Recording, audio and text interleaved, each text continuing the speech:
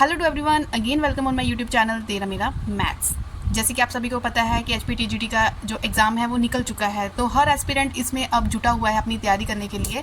तो उसी चीज़ को देखते हुए मैंने मैथ्स के सेक्शन को कवर करने के लिए वीडियोस बनाना स्टार्ट किया है, जहाँ पे आप free of cost maths section को अच्छे से तैयार कर सकते हो। बेसिक टू हायर लेवल हर चीज़ को इसमें कवर किया जाएगा। तो अगर आप भी नॉन मेडिकल फील्ड से हो और तैयारी कर रहे हो तो जल्दी से इस चैनल को सब्सक्राइब कर लें, ठीक है। और कहीं भी कुछ अच्छा लगा हो तो हिट द लाइक बटन। तो इससे पहले मैंने सेट के ऊपर एक वीडियो अपलोड कर रखी है जिसका लिंक आपको डिस्क्रिप्शन बॉक्स में मिल जाएगा। अब ये उसी का सेकेंड पार्ट है जिसको मैं कंटिन्यू करने वाली हूँ। इसमें हम कुछ टॉपिक कवर करेंगे और जितने भी प्रीवियस ईयर में क्वेश्चन पूछे जाते हैं उन सभी क्वेश्चन को मैं आपके साथ यहाँ पे डिस्कस करूँगी। तो सबसेट को किस तरह से डिफाइन किया है वो आप मेरी लिंक में जाओ, डिस्क्रिप्शन बॉक्स में लिंक मिलेगा, वहाँ पर आप देख सकते हो। तो वहाँ से एक पोर्शन ये रह गया था, टोटल नंबर ऑफ सबसेट। तो हमें पता था किसी भी सेट के जब हमने टोटल नंबर ऑफ सबसेट कभी भी क्वेश्चन पूछा जाए तो उसका 2 raise to the power n। n means उसमें जितने नंबर ऑफ एलिमेंट्स होंगे। अगर किसी में 3 एलिमेंट है तो आप 2 रेज़ टू द पावर 3 कर दोगे, तो यहाँ से टोटल नंबर ऑफ सबसेट निकल जाएगा। मार्क कर ले, वेरी इंपॉर्टेंट क्वेश्चन पूछा जाता है।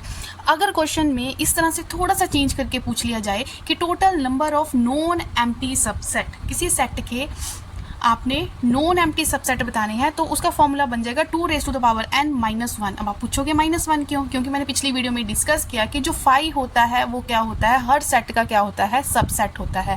तो फाई तो एम्प्टी है, तो एक एलिमेंट क्या हो गया, कम हो गया, इसीलिए हम -1 करते हैं क्योंकि इसमें नॉन एम्प्टी पूछा गया है। 2 raise to power n minus 1।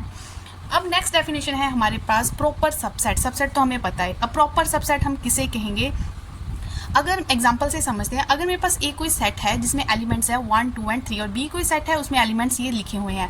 अगर ए के सारे एलिमेंट्स आपको बी में दिखेंगे लेकिन बी में ऐसा कम से कम एक एलिमेंट, कम से कम एक से ज़्यादा भी हो सकता है, कम से कम बी में एक ऐसा एलिमेंट होगा जो ए में नहीं है, तब आप उस चीज़ में बोलोगे कि A is the proper subset of B. देखो 1 2 3 1 2 3, ठीक है, लाई कर रहे हैं इसमें, लेकिन बी में एक्स्ट्रा 2 एलिमेंट्स और हैं जो ए में लाई नहीं कर रहे हैं, तो ये बन जाएगा इसका प्रॉपर सबसेट।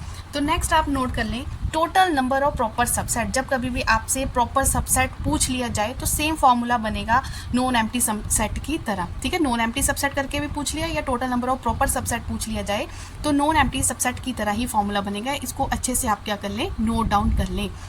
नेक्स्ट है total number of non empty proper subset. अब देखो प्रॉपर सबसेट का तो हमें फॉर्मूला पता था कि प्रॉपर सबसेट का फॉर्मूला था 2 raise to the power minus 1। अब नॉन एम्प्टी बोल दिया तो मतलब 5 को बाहर निकालना पड़ेगा, मतलब एक और -1 हो गया, तो फॉर्मूला बन गया 2 raise to power n minus 2, ठीक है। तो अच्छे से नोट कर लो।